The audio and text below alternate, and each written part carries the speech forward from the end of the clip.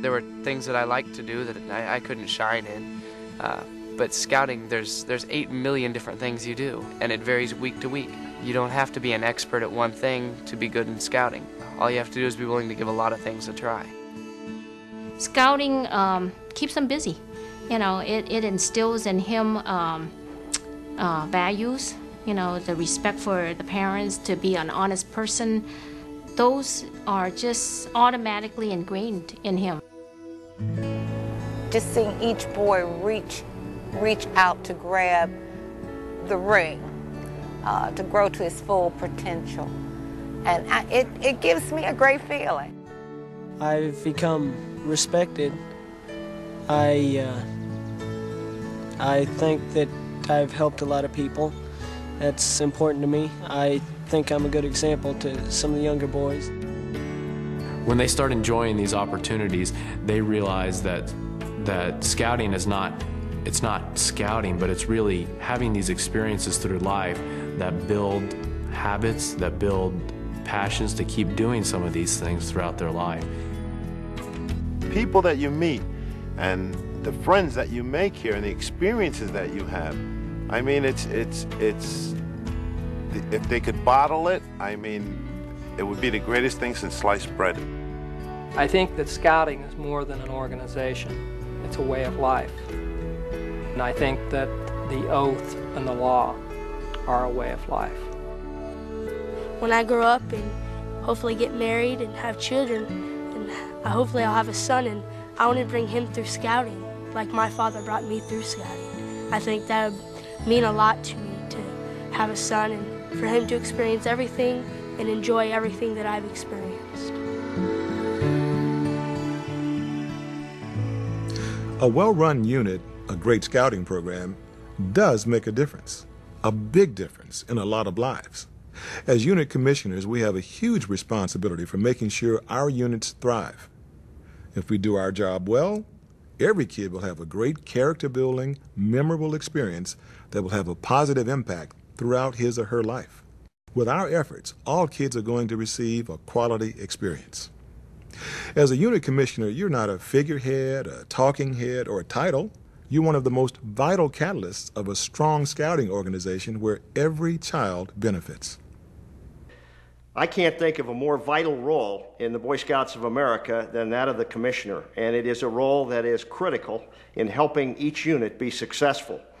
And the way that happens is by making very regular visits to the units. We'll certainly talk about that some more, and having an opportunity to help the unit leader, give him support, sometimes some encouragement is necessary, and help them find the solutions to make sure that we're delivering an outstanding program to our youth and we're fulfilling the promise to give every kid a chance. The role of commissioner is as old as scouting. It's really one of the things that our founding fathers of scouting did that I think is still very relevant today. You know, the commissioners actually wear the wreath of service, and the only other people that wear that are the professional scouters, and I think that shows you what an important role it is. You were chosen as a unit commissioner because your district commissioner or assistant district commissioner recognized your leadership qualities. You're probably a good coach, a strong role model, a good listener, and a person who knows how to work with people to create solutions.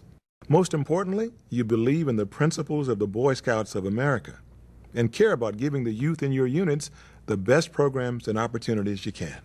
If this sounds like a big job, it is, but not one that you have to take on alone.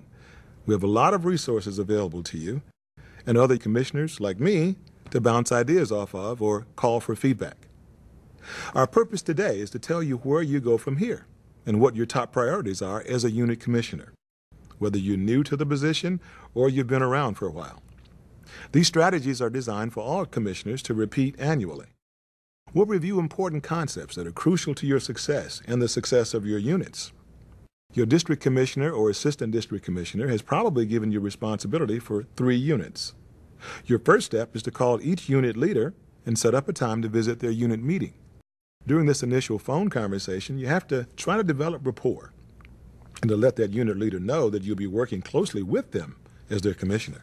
The role of the commissioner is to be enough of a friend, be enough of a resource, be enough of an advocate for scouting that they can have a relationship with that unit leader. To me, the role of the commissioner is to be a friend, to be another arm to their provision of services to the youth. And I also ensure that they have the latest information about scouting, not only from national, but from the council. And I assist them in any way that I possibly can in making sure that their troops, operate smoothly the way that they should. By the time you hang up the phone, your unit leaders need to feel like you're coming as a friend, a resource, and a partner for them, not like they're getting ready to be audited or graded. I think what makes for a good commissioner is really, at least what I have learned, not really having a judgmental tone. You are there to assist. You're not a cop. You are there to assist. This takes a little finesse.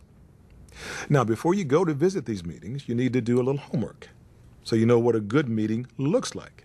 First, make sure you review the fast start that corresponds to the unit's program so you know the parts of the meeting and what they're supposed to accomplish, how programs relate to advancement, and, in essence, what a good meeting looks like. You can find a copy of the Fast Start programs for each scouting program online through your council's website or borrow a copy from your assistant district commissioner or district executive. Next, have your assistant district commissioner take you to see a quality unit in person. For example, a troop that conducts programs that help the youth learn the skills they need for advancement. It teaches through demonstration.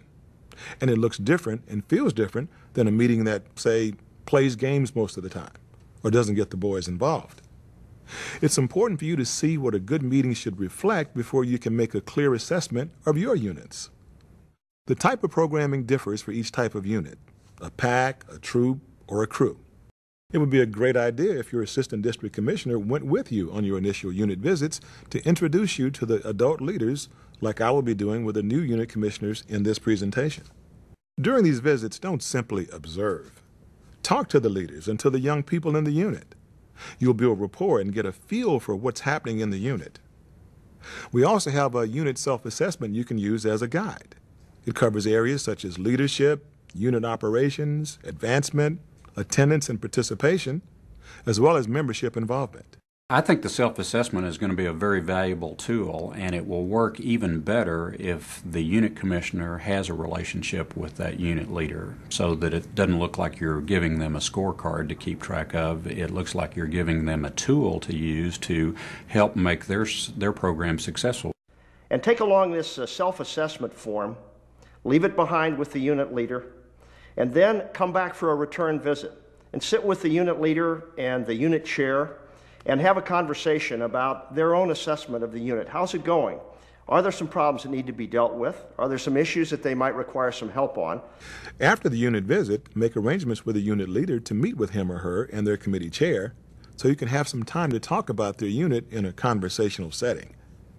Give the unit leader 2 copies of the self-assessment, one for the unit leader and one for the committee chair. These self-assessments will provide the basis for your chat about the unit.